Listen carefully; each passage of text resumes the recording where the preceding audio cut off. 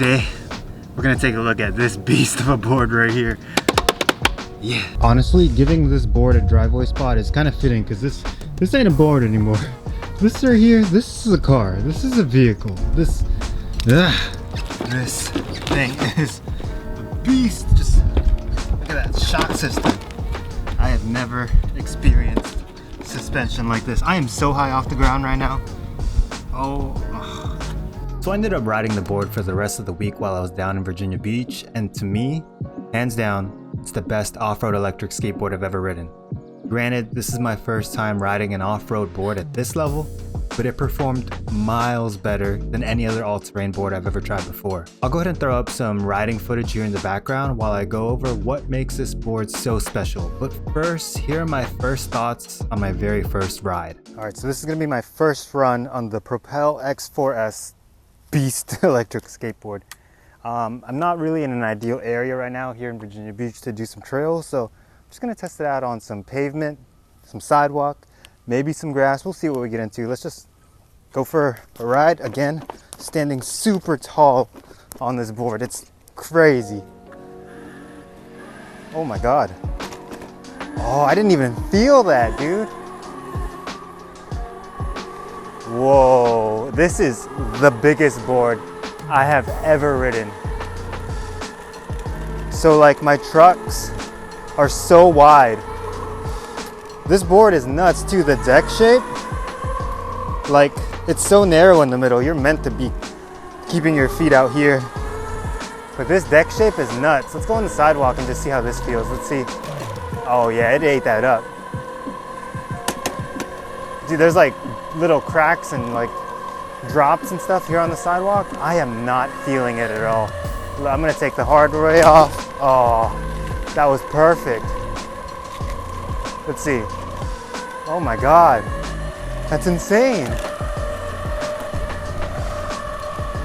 Whew. Yeah. The suspension adds to the fun, like, carvability of it. It's like I can like really pump with my weight. I gotta get used to how wide these trucks are though. It's very, very wide. No, did not mean to come off the curb like that, but sometimes it happens. Whoa, brakes are strong. I'm on a brake mode medium. Let's bump up the speed mode just a little bit. I'll go to high and just feel the board out here in the pavement. I can tell you, woohoo! It feels darn good, man. It's like literally like floating. Like, you know Goku's flying Nimbus cloud? I imagine that's how this feels. Because it's just like I'm floating over anything. The suspension is actually really like taking all this shock. I've ridden on this road before, it's crap. On urethane wheels, oh my God, you would feel every little bump. But on these 10-inch all-terrain like pneumatics, super dope. Woo! Yeah!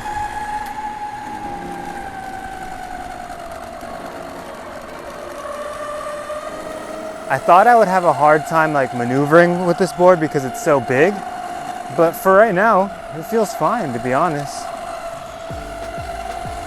People are probably looking at me like I'm crazy. I don't think anyone in this neighborhood's seen anything like this before. Right, I see some grass though, so let's go ahead and take this into some less paved terrain. Let's see if I can squeeze through here. Oh, these trucks be tight, but we made it. Oh yeah. Whoa. Yeah. Yo, this is so dope. I am not feeling anything. This grass is not smooth. Woo! Yo, this is so sick. Yes. Whoa. Yo, this is dope. Oh.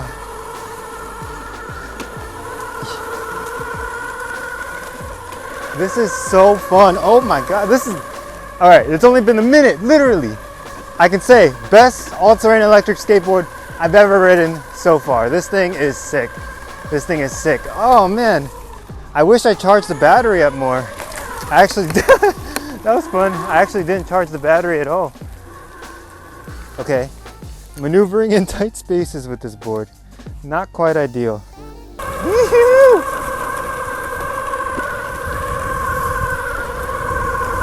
Oh, I can actually like confidently carve on grass. Oh. But like I was saying, I wish I charged this board up more because I literally had like 1 bar before I went out just to kind of test this thing out. And now I want more of it. I want more. Oh well. I'm gonna charge this up and I'll see you guys in the next portion of this test ride. Woo! Oh!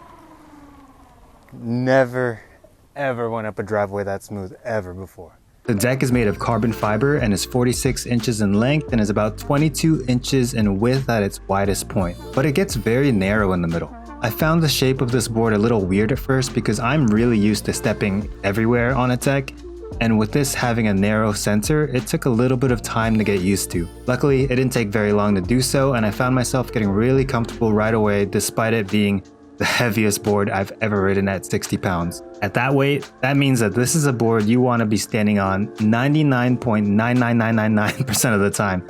Trust me, you do not want to lug this around. The deck has a lot of concave in its shape to help with turning along with locking your feet in, which is really appreciated, especially on the bumpier off-road trails where you're likely to want to ride this board. When it comes to clearance, this deck sits a whole 6 inches off the ground, giving you the most out of any other board in this price range. They claim that this electric skateboard has the most clearance, and I don't really see anyone beating it. I was able to take on rocks, rolling hills, and tree roots way easier than any other off-road board I've ridden before without bottoming it out, without really scraping or nothing. That clearance really helped out. And also with these wheels, I found that you can even straight up ride up small curbs. The wheels on the X4S are 10-inch pneumatic wheels and are the biggest wheels I have personally ever ridden. These wheels made riding anywhere, and I mean anywhere, feel comfortable, whether it be road, grass, over tree roots, gravel, sand. It was awesome. The feel of the ride felt more like driving rather than riding a skateboard. They grip onto the road well when taking a corner and are 1,000 times smoother than your standard skateboard wheels. I was even able to take these wheels on the soft sand. I was able to ride over horrible roads, grass, dirt, like I said, off-road trails, super comfortably thanks to the independent suspension. The multi-link and double control arm suspension absorbed so much shock that I felt comfortable riding this board no matter where I was. It made the roughest, most uneven terrain feel really smooth. You can even adjust the level of those shocks to match your weight or your riding style, which I think is a very nice touch. Whenever I wanted to carve a little bit more, I would loosen it up. You can get this board in either a 2-wheel drive or 4-wheel drive configuration, and in my opinion, if you're gonna go for lots of off-road trails, you have to go with the 4-wheel drive version. This is the one that I'm riding in this video. This board is spec'd with 4 6374 motors, which are big and beefy. They generate enough power to climb up hills and take you speeds up to 27 miles per hour. But in my speed test, I actually hit 29.1 miles per hour, and that was while riding on asphalt. Personally, I love that I was able to go a little bit faster, but then again, when it comes to off-road boards, speed is not really a big concern for me, since it's more about being able to take on the unevenness of trails and various terrain, which again, for the 1000th time, I had no problem with. What I did have a problem with was how loud the board is while riding, which is actually the reason why I'm doing a voiceover instead of the usual commentary vlog style, because the whir of the belts just completely took over all my audio. The X4S uses a Samsung cell battery pack rated at 522 watt-hours, and it gives you up to 17 miles on a single charge. In my range test, I got 15 miles in mixed trail riding, which I'm really happy with. It was about 1/3 off-road, 2/3 on the road. And I'm really pleased with the 15 miles that I got.